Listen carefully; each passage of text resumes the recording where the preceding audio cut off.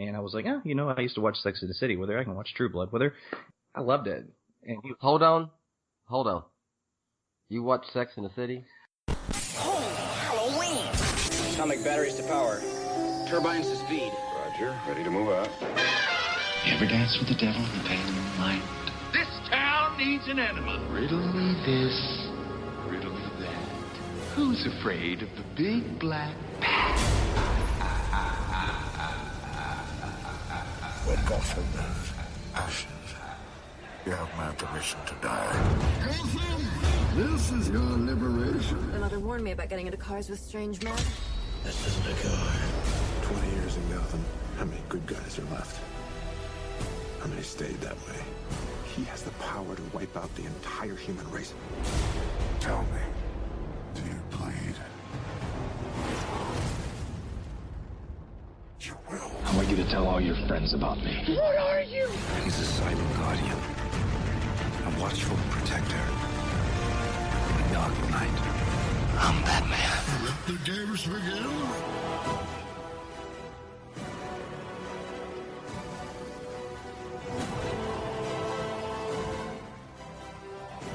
Welcome to the Batman on Film podcast. Here are your hosts, Bill Jett Ramey and Rick Shue.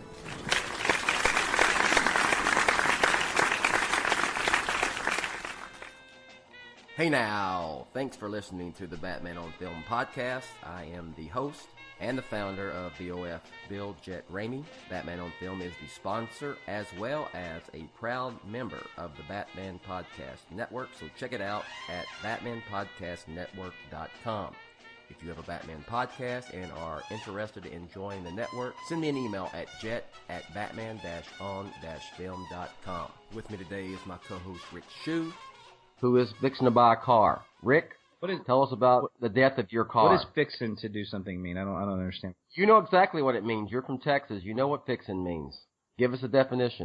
Or put it in a sentence. What's the movie with Matt Damon? It was in the late '90s where he was he was a gambler and Rounders.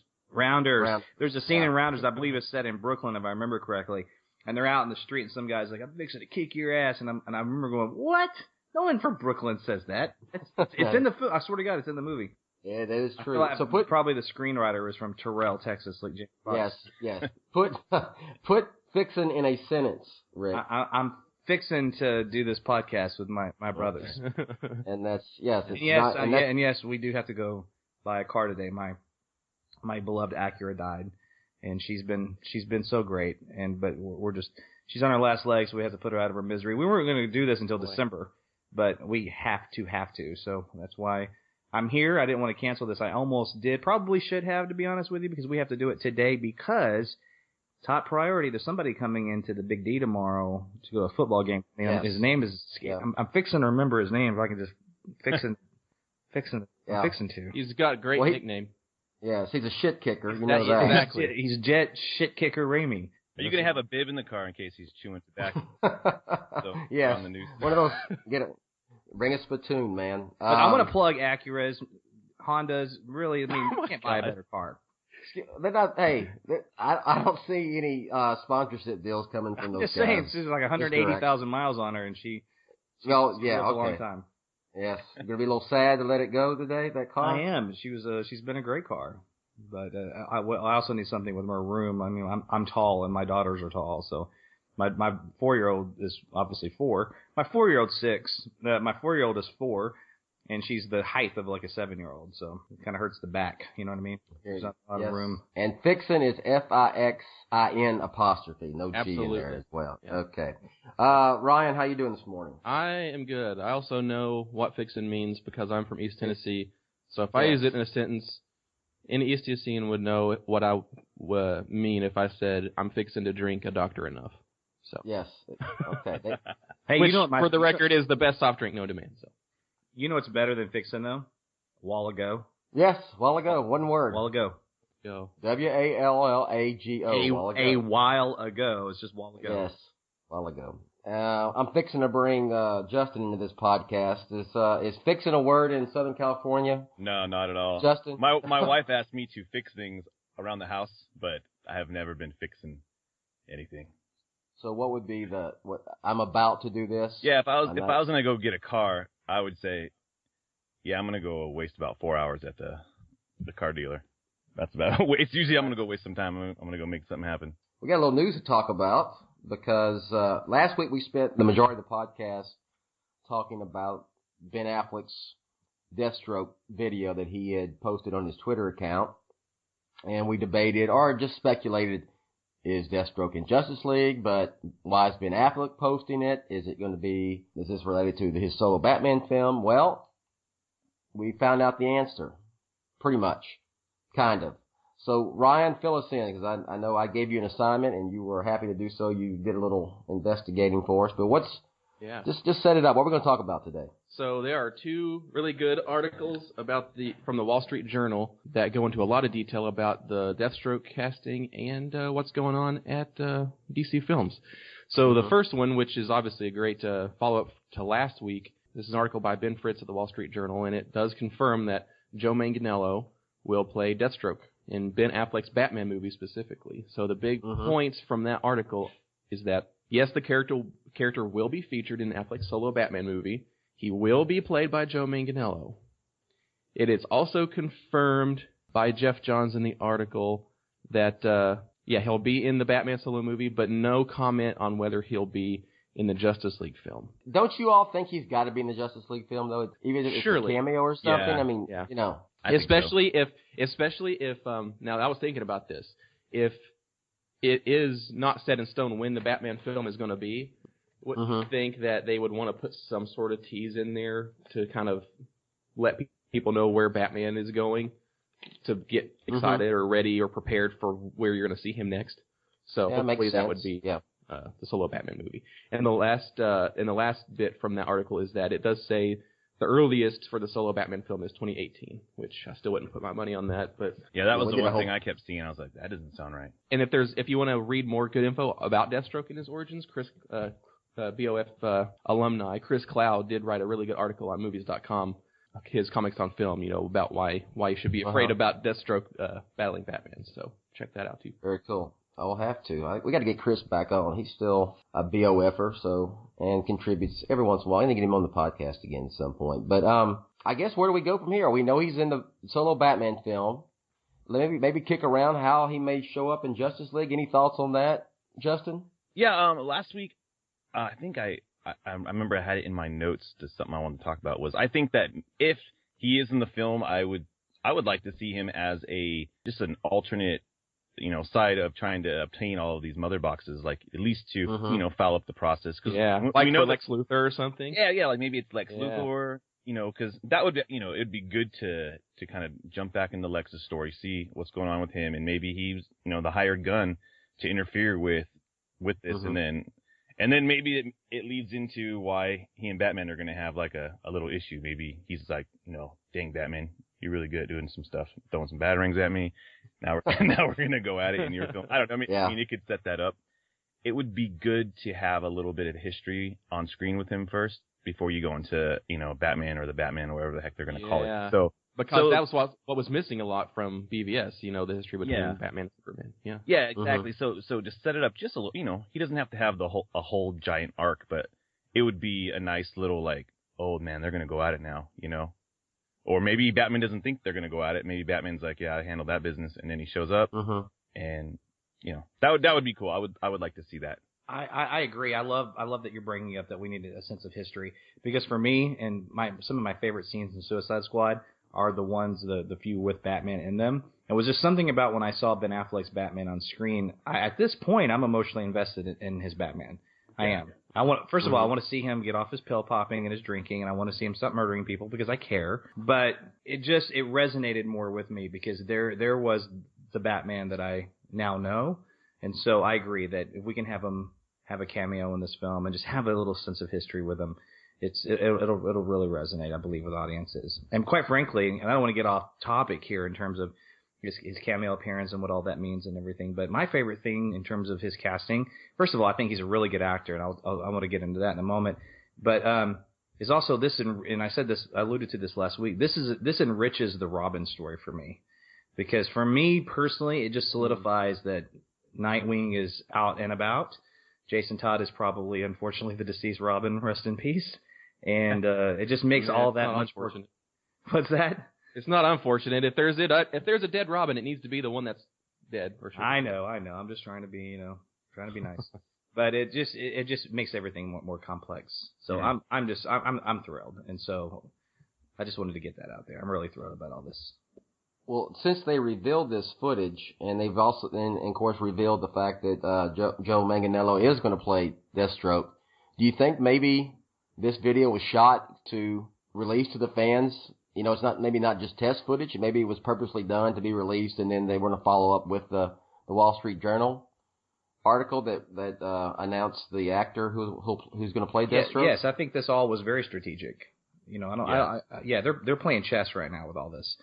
Mm-hmm. So like I've been saying for a while, like it's really interesting. All this information we're just getting in, social media snippets and articles instead of like straight press releases, and it's very interesting to see how they're approaching giving us information. I like it this way. It's I guess is it to say it's more it's fun. More, it's fun. Yeah. It's okay to say that. Right. For the love of God, the DCU can have a little GD fun, right?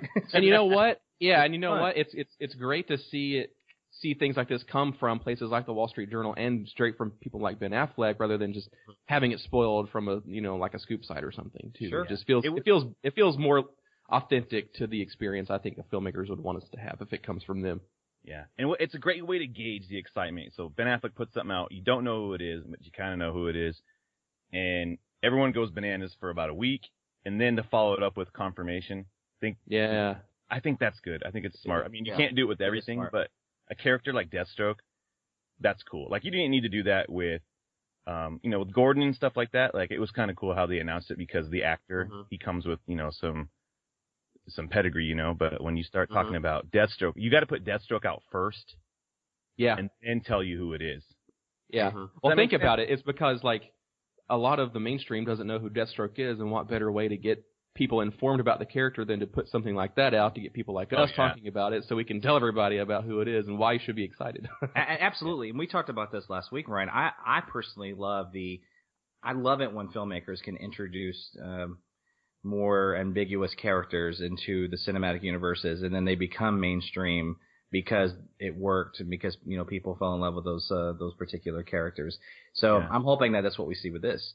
That would be fantastic. I mean, look, Bane is a household name now because of Dark Knight Rises. He just is.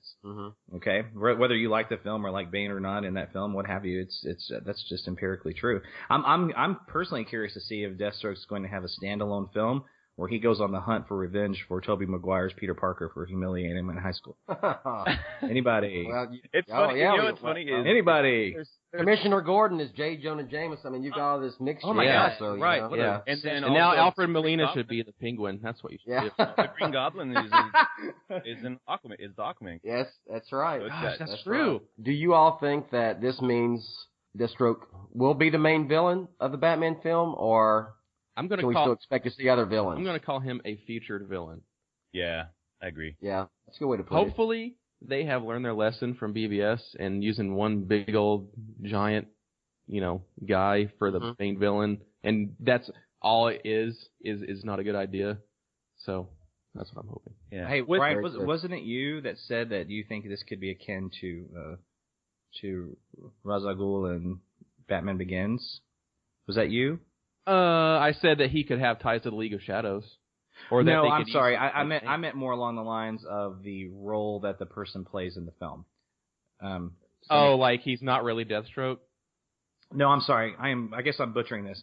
In terms of his presence in the film, is he going to be what type of villain? Is he going to be a first-hand, secondary, whatever?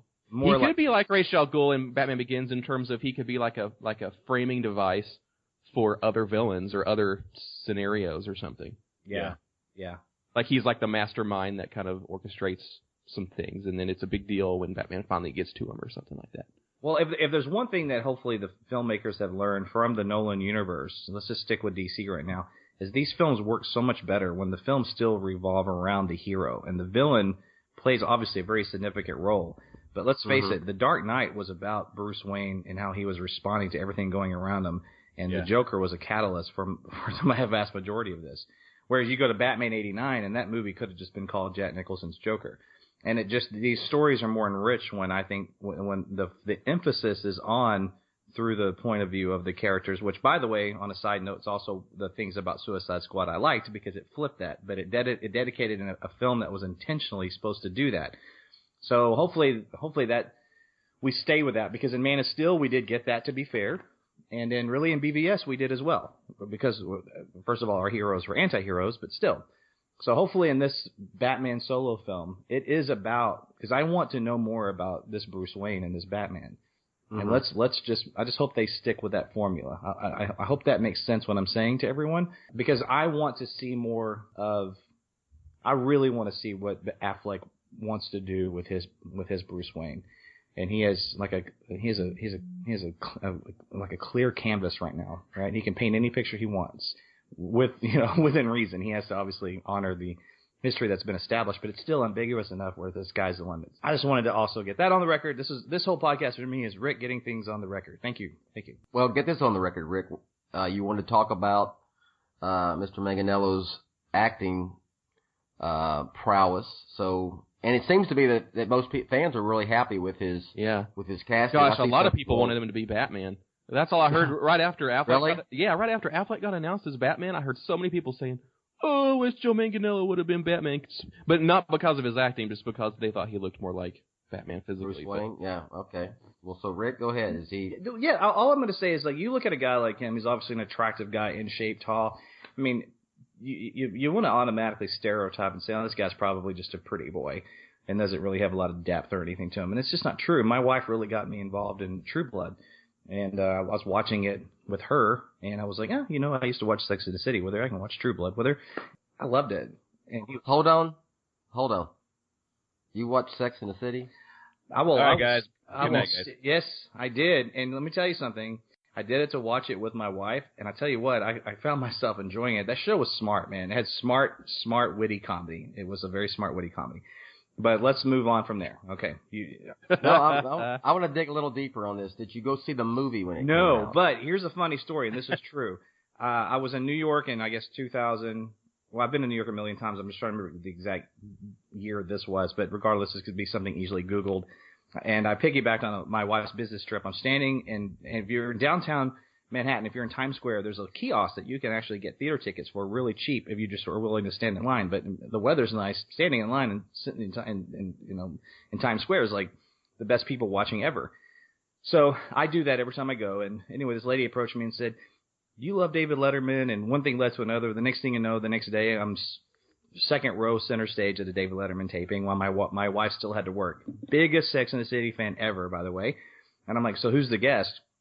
And they come out and announce, and it's what's her name, Matthew Broderick's wife, Sarah Jessica Parker, and I think she's dynamite, by the way. But she was the guest, and she was plugging Sex and the City too. So I'm texting my wife going, "You're going to just die." Guess who the person is who's the guest of honor here? And it was her. So no, I never saw the films, but I was 10 feet from her as she was plugging the sequel. All right, that's enough sex. All right, so let's move on to True Blood. So yes, True Blood was a very cool, sexy, fun show, and he was great in it. He was one of the reasons I loved it. Yeah, I think he's going to be great. He's the real deal, man. He has a lot of depth, and I never saw Magic Mike. I'm surprised. Yeah, just one of those things where. Did you see him in Pee-wee's Big Holiday? No, but I would see Pee-wee's Big Holiday. I would too. Is Oswald Cobblepot's father. Now this thing's really getting twisted. And Batman Returns and in Gotham. And by the way, the Penguin in Gotham is the only thing I like about that whole damn show. Oh, let's not bring up Gotham. I know. I'm just saying I wish we could pull that actor in that.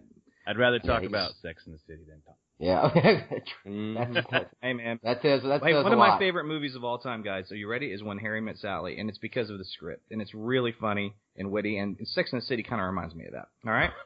All right. I'm not turning in my man card either. Damn it. Anyway, Harry Met Sally is a very funny and I'm trying to get away from sharp this, movie. and you keep bringing it up. Next thing you know, it's going to be Sleepless in Seattle you're going to bring up. No, that was a rehash. Didn't like it. What about You've Got Mail? Yeah, Rick's a big. That was pretty good. I like I'm booing You've Got Mail. No. Tom Hanks is good. Well, now we really, You got mail. Oh my God. Okay. Anyway, I'm flustered enough. I can't even get. Now this is a together. Batman podcast, right? Because I'm about to start talking about Turner and Hooch, which is Tom Hanks' best movie. But we're gonna move on and go back to Batman. Yeah. Well, okay. Let's jump back into Batman. So in the article, it was also talking about some changes to the DC universe moving forward and Justice League. Mm-hmm. One of the things that they talked about was, this might be in your notes, Ryan, was the part where they addressed, like, hey, they're going to address Batman's past behavior. Yeah. This is the first article where we have heard from Geoff Johns and John Berg about their new roles at DC Films. And it's kind of like, this is kind of confirmed, and it's been that way for a while, and here's kind of what we're doing, which is really interesting. And one of their main goals is to make the DC films more inspiring. For a while we've heard the whole hope and optimism deal. Mm-hmm. And one of these first quotes from Geoff Johns says that mistakenly in the past, I think the studio has said, DC films are gritty and dark, and that's what makes them different. But that couldn't be more wrong, said Mr. Johns, who has written comic books featuring most of the company's top superheroes. It's a hopeful and optimistic view of life. Even Batman has a glimmer of that in him. If he didn't think he'd make tomorrow better, he'd stop. Yeah. So I think you can try to read behind the lines there, but in my opinion, Johns is probably talking maybe more about Warner Brothers' thoughts on the properties as a whole from an executive level, since until now they have not had a dedicated person or people to oversee the films from that perspective, which was also confirmed in this article. And it even goes to say that what we at BOF have said for a while now, that until this change, Johns was a consultant with no authority. And then he has another quote at the end of the article I'm just going to put here. And he says that he was applying lessons learned from comics writing to his film work.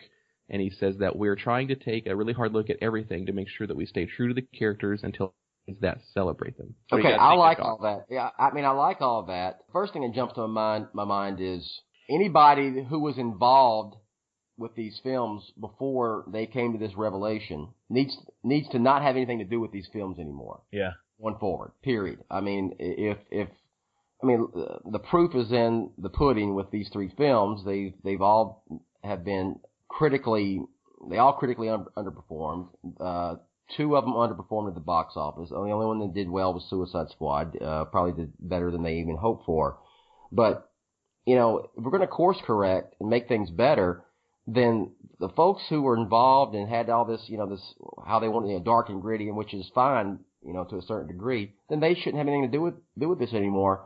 And they need to let DC Films take the lead, just like, frankly, like Marvel Films does. So that's where I stand. I mean, and if that includes Zack Snyder, that includes Zack Snyder. I'm not going to make any bones about that. Me neither. Here. Yeah, I mean, the beginning of the article even kind of addresses that, and it, again, kind of breaks down things that we've been saying for a long time, which was kind of great to read in an article like this. Mm-hmm. I mean, it says that, BVS and Suicide Squad are two of the most successful movies of the year, grossing a combined $1.5 billion at the box office, at the global box office, but they are also two of the year's biggest disappointments, met with viciously negative reviews, bitter fan complaints, and large second weekend sales drops that indicate word of mouth was unkind, to say the least. So that kind of just, that's what we've been saying. I mean, they've been financially successful, but as a brand moving forward, they really need to change things, and they are. And here's my question, and let's talk about this just for a second. So we know they're course correcting. Is there any fear of they're going to go? Well, and we know that they need to course correct. Are they going to go too far? Too far with the lightness and the fun and the winks and all that stuff. That's the only thing that worries me with if they may take it a little bit too far. Well, and what the footage from that Justice League teaser, sizzle reel, whatever you want to call it, I still don't like that. Well, it reeked to me. That's just me. But I feel like they're with articles like this and things like the Justice League teaser, they're really trying to kind of hammer, like, we're changing things. But I feel like by the time we see the film, I think that they will not go too far. And I think John knows what he's doing and stuff. So I think they're trying to do the best that they can to kind of communicate this fact to the mainstream. But no, I don't think they'll go too far. I think they'll finally get it right this time. Just by seeing what they just put out 2 weeks ago with the Deathstroke reveal, I mean, there's nothing but badass right there. There's nothing about that seems like it's hokey or cheesy or anything. There's excitement built there. I think with the Justice League footage, it was like, hey, we have to put out there. It's not going to be as dark. And so I think that's just, it was a big montage of some lightness, some fun. But, all the Aquaman stuff was really awesome. There was nothing really hokey about it. Yeah. There was that one line, but he talks. you're going to get that. I think it was also a way for Wayne. Hey, it's also a way for Bruce Wayne to kind of. I think he knew he was Aquaman. He was just trying. To rise him up and get him to. Yeah. True. But in context, things that you see as a snippet in a trailer. That's silly, but when you watch it in a scene, it might be okay. It's not as because there's things you go to Dark Knight Rises, and there's parts where you're in the trailers like that's weird, but you see it and you're like, okay, I get it. Catwoman jumping into the bat, sorry, just the bat.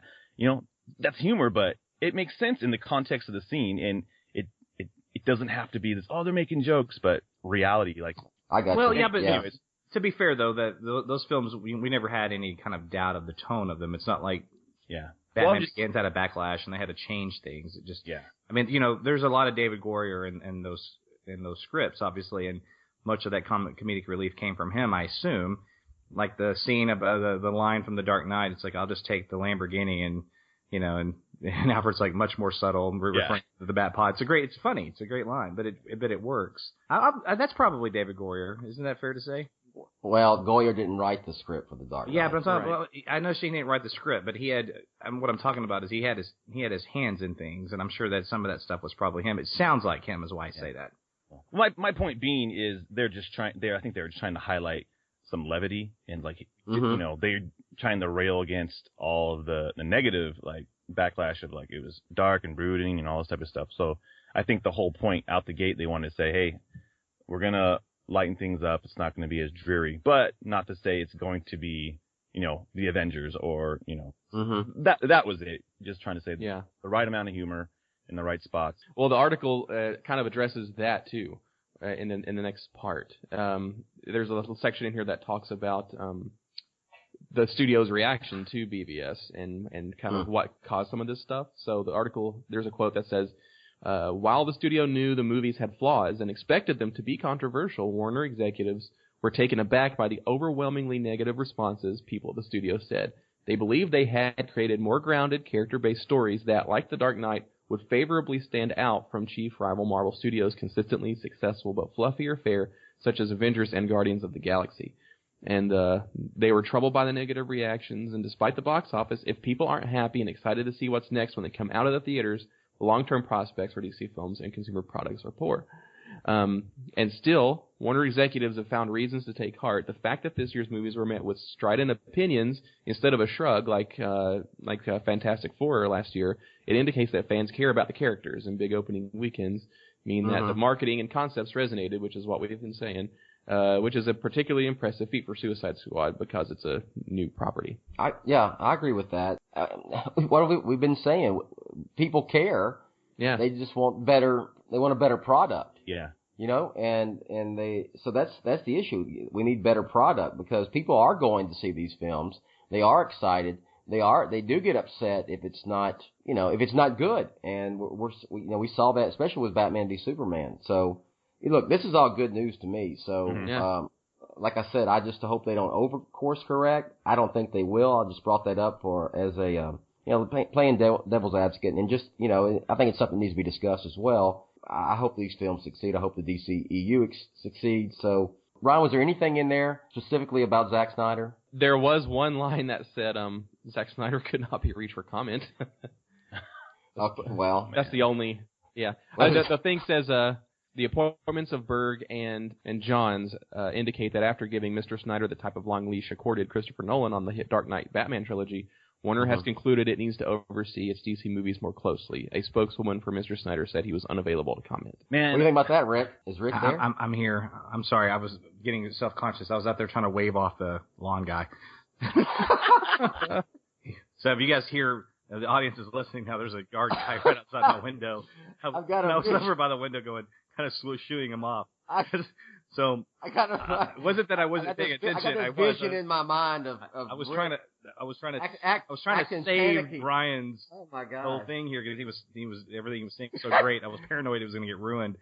So I did miss the very last thing. The guy's mowing his grass. He looks up and sees Rick having an episode. Like waving him off. He knows me. It's my neighbor's yard guy. Like, dude, you're awesome, but can you please just cut it off for just like 10 more minutes? Okay, go ahead. So Ryan, what was the last thing that you said? I heard everything about the Wall Street Journal article. I heard the Zack Snyder came here for comment. What was the thing? We were what you thought about Snyder not being not commenting on this, or Oh, just what I think about him not commenting on it. You just he could just genuinely be too busy and just dismissed it or whatever. I don't look too much into that. So, but I will stand by this. And I had an exchange on Facebook the other day with Mark Hughes and a couple other people, all people that I love and respect and everything. I feel like some people are off the mark on this thing with this guy. I think that he has shown his hat. I just do. I think that he is director in name only on Justice League. And I think after Justice League, he's gone. I mean, yeah, he's got a lot of money in this, and I'm sure he'll be producer by name and all that. I really do think he's gone. And even if Justice League works, my theory is, if what I think is true, in his actual role as director on the set has now been limited and he's on a short leash, it's really just a vindication for the decision to push him out, not to keep him, right? I agree. I think he'll get an EP credit from this point forward. But I don't think he's going to direct another DCEU film. No, but he gave us a lot of wonderful things. I know that we said, or I've said a lot of negative things even just in the last couple of minutes about him, but I do want to thank him for, the biggest gift I think he's given us on this. I like Man of Steel. I like BVS enough to watch it once a year because I love the casting in it. I love the characters. And we are so now interested in seeing all these characters have a better platform, but those characters exist because of Zack Snyder. I don't want to have a Batman reboot right now or Wonder Woman. I love the characters. Let's bring them into things that are more cinematically pleasing. Is that a good way to put it? Let's just give them a better platform, and he, I think he did good overall. It's time for him to step aside. Man, I think I'm more forgiving at times. Just I completely see the frustration with what Snyder has done. I love his visuals, and I think maybe I'm into the prettiness of what he does. Like, every frame he does is a poster, you know what I'm saying? Like, every shot the style is so good. His style's so good, and visuals are so good. I just think if he has a stronger team around him, like Geoff Johns, I think he could be, he can do another movie and he can be unstoppable. It's just having the reins on him, like someone to say, hey, you know what? Batman, throwing a grenade in the room, not a good idea. I don't know how those conversations would have went down. I don't know how that story, you don't know all the behind the scenes But stuff. why that way? If you don't mind me asking. In other words, why not flip that? Why not a better team of people that are actually making the films, and Snyder as a producer who's there as a consultant who can help capture those scenes? It almost seems like that's a better fit than trying to force him to be something he's not. Let's let him shine in where he is good, and he's a visual artist. Yeah. Because let's say visually, like, the BVS is great, but the things that stem out from it being bad, I think, are like the script and the tone and that kind of stuff. And is that all Zack Snyder? Is that like a producery level? Or? No, yeah, but film is a director's and editor's medium, though, right? And the fact is that he's not just a director wasn't just a director by name, meaning it's not like the studio had these crazy reins on him and he sort of just had to do what they wanted him to do. He more or less had carte blanche coming out of this. I mean, Chris Nolan handing him, basically propping him up to be the person to take over the DCEU, that's a big deal. That's a huge deal. And No. Christopher Nolan handing him a Superman solo film like Batman Begins. At the time, it wasn't meant to be a whole, cinematic universe. I don't know about that. And I disagree with Bill on that. I just don't believe that all those nuggets that were in there were just there to be there. I'm sure they thought that they would get there eventually, but not the way that it actually happened. And, I'll concede that I don't think it was meant to be the second film, but it was certainly meant to probably be the third. That's all I'm saying. I mean, you have a lot of, the Wayne satellite, you have the LX4 truck, you have, we could even make an argument about the fish coming to say hi to Superman and waking him up from after the oil rig explodes. Yeah, I'm telling you, man. Like that's Aquaman. If it's I want to believe it is because it's awesome to think that, right? It just is. Yeah. Oh man, I wish that was a scene, like a flashback scene, where like, hey, remember what you say? Yeah. And they might. I mean, it really is. I mean, is that a coincidence? Okay. Am I wrong in saying, didn't they say something like, I thought when they were building up to BVS, they were saying, oh, some of those scenes will be addressed. Like, I kept thinking, they did say that. I keep thinking that, like, Aquaman was going to have some type of, like, another role. But anywho, going back to Zack Snyder, I totally understand what you're saying, Rick. I think I see it differently. I do like the guy. I see his enthusiasm, like when he's talking about stuff. Just like if you've ever seen the behind the scenes, or it's the commentary on Man of Steel where there's like a lot of pop up when they have different casts and stuff. It's a weird commentary. Oh, the interactive movie mode. Yeah, thing. yeah, and just hearing his like thoughts behind things, and I'm sorry, Mike. I agree. He is so incredibly enthusiastic. But it doesn't sound like when you see Superman on screen, particularly in BVS, it doesn't look like it sounds like when he's talking off camera. You know, that's all. Think about the scene where he flies to Mexico and it's the Night of the Dead. And Night of the Dead. I'm saying that right. That's correct, isn't it? That's their... It's like a Day of the Dead. It's Day of the Dead. It's their ceremony. Yeah. Anyway, and it's my favorite Zack Snyder shot ever. And I'm talking from 300 to Watchmen, everything. It is gorgeous when he's flying down, and even the music, and he has the girl, and he lands with her, and they're in their mask, and just it's an absolutely beautiful scene. But let's step aside from just enjoying that scene and appreciating it so much from a visual standpoint. Now let's look at it in context of these characters. It's also a miserable scene to watch, because even in that, yes, there's a slight smirk, but my God, is there a more like depressing, morose, put out Superman saving a girl? It's just so anti-Superman at the same time as this empirically gorgeous shot. And that to me encapsulates my problem with Zack Snyder, is that shot right there. It's perfect.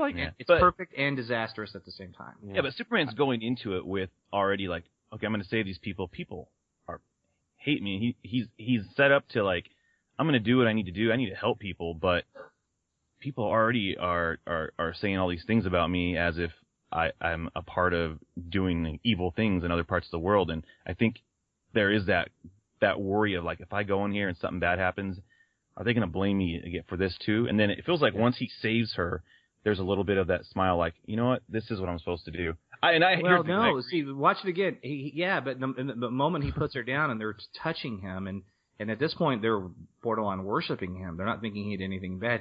He just looks up at the camera and it's just, oh God, I'm so put out. What are they touching me for? This is like, can I be Superman? What it's just like, and I get it, but it doesn't work. And you have the perfect actor, and you have the most beautiful visual shot. One of my top 5, I think, visual scenes ever in cinematic history. It's gorgeous, and in 3D IMAX, it was like I could watch it 1,000 times. Yeah, but it's also just depressing, and that's the problem. I feel like, that's the thing. I feel like something fundamentally changed in the storytelling between Man of Steel and Batman vs Superman, based on that interview that Snyder gave, where he said like, "Oh well, you know, I just couldn't have Batman and Superman talking with each other because it just was silly." What? Yeah, that's weird. That's the whole movie, like, and you know, you had plenty of that kind of stuff in Man of Steel, and what changed between that and BVS to where he was given more control over BVS, and it's more his movie, and it's like, no, I'm not going to do that stuff in this movie. Well, and that's why the guy that said it would be fun. It was fun to kill Jimmy Olsen. No, we didn't really have room for him, so it'd be fun to see him. So that's why I'm saying having people around him that can go, hey Zach, like, for the lack of a better word, people to rein him in a little bit and go, hey Zach, like, we love like how you shoot things, because that's what I'm saying. I love his visuals, the storytelling, and some of the choices are the issues that I've had with him. But if it was a world where like, hey man, Justice League did gangbusters, did really well. I mean, even when they market that film, I doubt they're going to say a Zack Snyder film, you know, just like every other film has been. That will be interesting to see how they.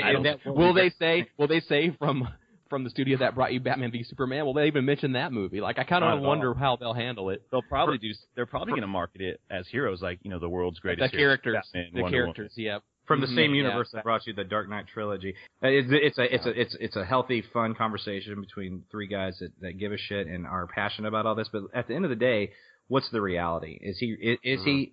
And I don't know if I know this for a fact. I'm basing this. This is pure, unadulterated. Just, you know, I'm presumptuous about this, but I feel like I'm right. I put money on it. I think he's out. Yeah, maybe you know what? Maybe he does the Deathstroke film. give him something where he can go bloody and crazy. Like Deathstroke's the character that. Oh my God, that'd be right up his alley. You know, that's what I think. Like, and it's probably not going to happen. But if I still think that there is a little bit of, hey man, thanks Zack for setting it up. We're going to take what you did and we're going to move forward with this direction. But hey, we want you on team. Here's where we're going to put you, special projects. You know, a smaller budget, something, you know, like 300 was a smaller budget. And that thing, you know, it went over and above what Warner Brothers wanted it to do. He did some cool stuff. I think putting him on a smaller thing like Deathstroke or something else, you know, maybe even Suicide Squad, I don't know. But put around him parameters like, hey, we can't go so dark and you know, and out there where, you know, we don't need to see bones breaking through his skin and stuff. But anywho, that was just my thoughts on it. Yeah, I don't know if y'all brought it up, but there was the quote about, I did read that part, that they were going to eliminate some of, what was the term they used? Zack Snyder's excessiveness or his excesses? Or, how did they phrase that? Okay, yep, and that's the last chunk of stuff that we have not discussed yet, so let's go ahead and do that. Yeah. Okay, so the last big chunk of info from the interview starts with the quote from Berg, our first quote from Berg.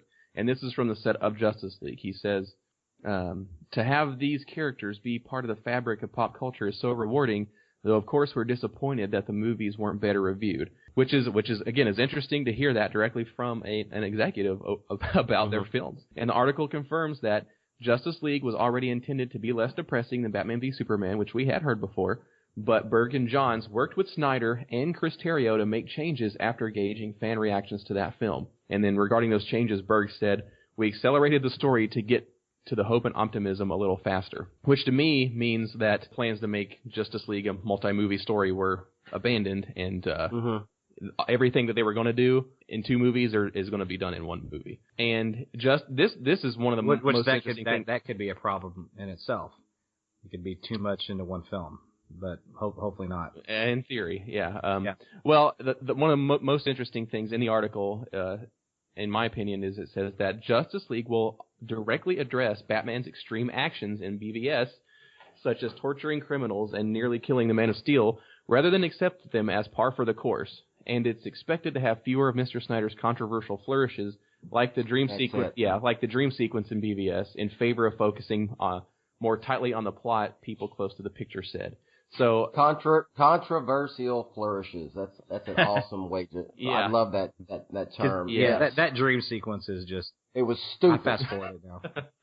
It was flippin' stupid. I would have bought it if it had just been Bruce having a nightmare about what the world could be if Superman took over. If it was more focused, more closely on the plot, yeah. If it was just that, which helped fuel his anger towards Superman, that I could have bought into that. But with the parademons and all this other bullshit, and then he wakes up, and then there's the Flash in some kind of funky helmet talking about Lois Lane. The 1970s porn stash? Is that just me? Yeah. And exactly. It looks like my dad in 1983. I know. It made no sense whatsoever. None. Yeah, now it's going to make less sense if they don't address that. Too. Yeah. It's just going to be. You know what? I don't care. I'll just leave it out because. Really, if Justice League is going to directly address Batman's extreme actions in the last movie, that's why I think it's not going to be so, hey, let's just forget about BVS and we're going to be light and whatever now. I think they're, like it says, they're going to directly address this stuff, and if you think about it, like that is John's specialty, to take convoluted, weird continuity or things in a story, flip them, make them make sense, and make the actual story that they're telling better, and tie that stuff into the story. So that's what I'm really excited about, to see how they pull that off.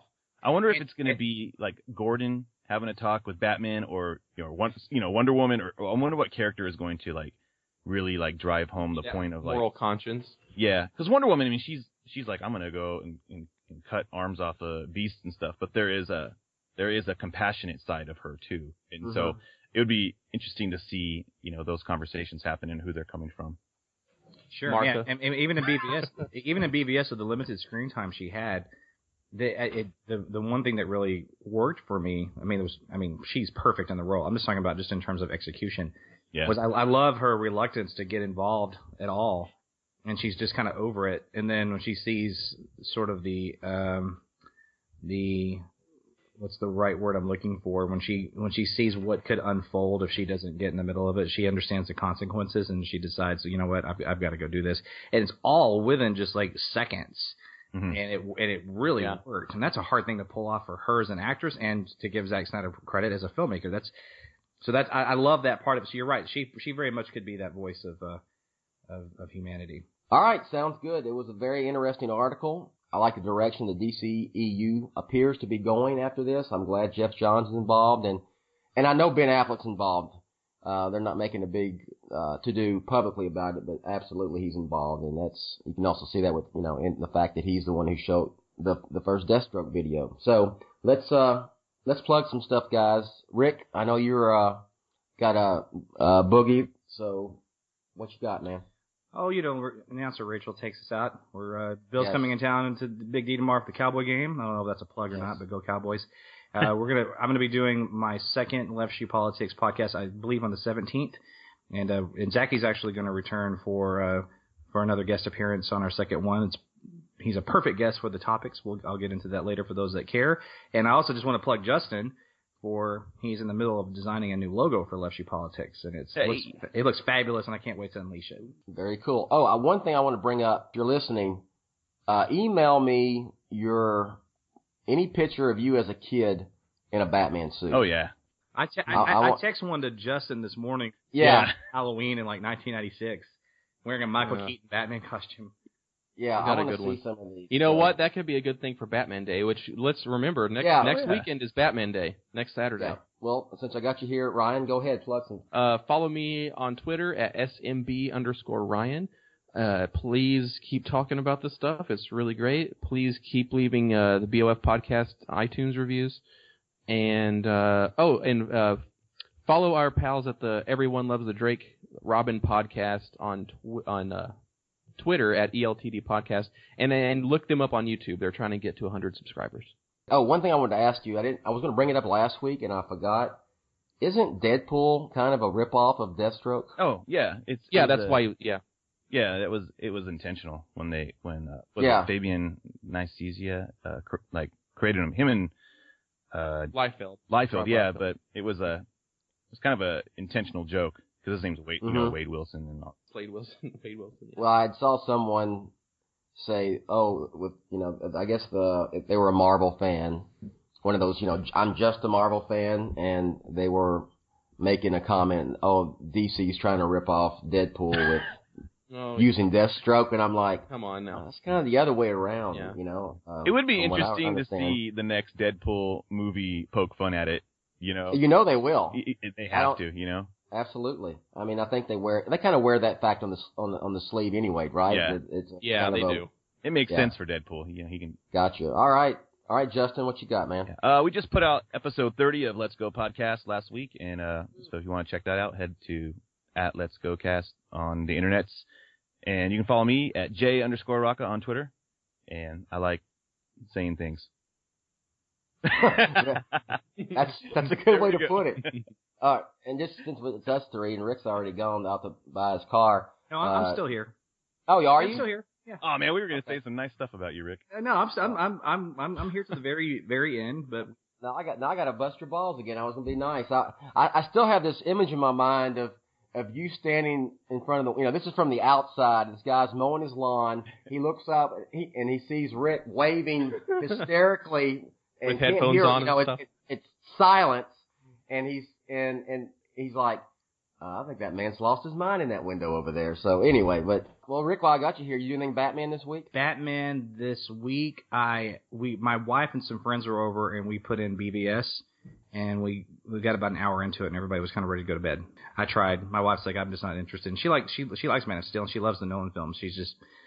She's open to see future films. She went to see Suicide Squad with us, as you know. She didn't hate it, but BVS, everything about it, she just can't stand. So I don't think I'm going to convince her otherwise that it's a pretty damn decent film.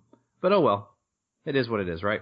Ryan, you do anything Batman this week? I fought with Rick about Batman kissing Harley Quinn in Suicide Squad, and I had you on speaker. I had you on speakerphone with my wife too. By the way. Yeah, I'm like, God, come on, this is ridiculous. Like, come on.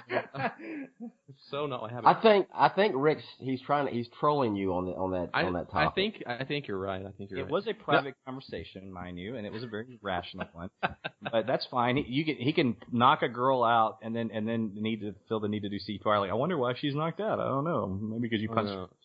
And then, I don't know, you show me one person that knows how to... I'm CPR certified, right? That's not how you do CPR. It's a weird scene, dude. Okay, I get it. We can interpret it a million different ways. It is weird. But it's a weird scene. That's the best that we can say about it is that scene is weird. And if it really is just... It's just tomfoolery on her part, and she tricks him. It could have played out much cleaner. That's all I'm going to say. Sure. All right, that's it. That's all I got. Yeah. Okay. And for the record, point taken. All right, Justin, you do anything Batman this week? Yeah, I mean, yesterday I was rebuilding a Lego Batwing with my son because you drop a Lego Batwing and it's like Batman '89 all over again. Yeah. But I was like, wait for it. And then today I will be working on my son's Halloween costume again. Cool. He's going. Yeah. We gotta get some pictures of that. Yeah, I'll get some. Once it's done, right now it just looks like a bunch of weird coffee can metal and stuff. But once it's done, I'll let you guys all see. All right. The only thing I did was I read the latest issue of Batman. Yeah, I read that too. Forgot about that. Yeah. How are y'all liking that? You know what? I would love for us to, because this is a good place to stop the arc and like talk about it. I would love to chat about it. Yeah, let's throw in some comic book talk next week. Yeah. For sure. For Batman Day. For Batman Day. Yeah, absolutely. Yeah. Absolutely. Yeah. And Ryan, I'm actually going to catch up on Detective. I dropped it, but good.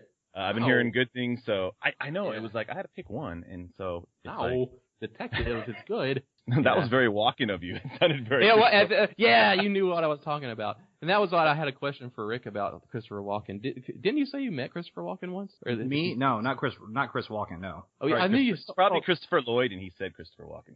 Oh, okay. Great Scott! Wow, that was the worst impression ever. Feel free to edit that stuff. No, I'll leave that in there. So anyway, all right.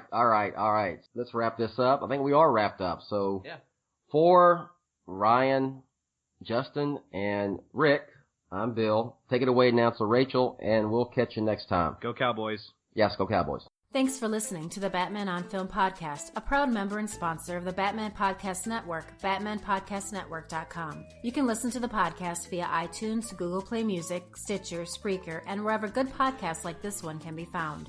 Follow Jett on Twitter at Batman on Film and on the BOF Facebook fan page at facebook.com/Jett.BatmanOnFilm. Email Jett via Jett@batman-on-film.com. Follow Rick on Twitter at ShoeRick and on Facebook at facebook.com/BOFShoe.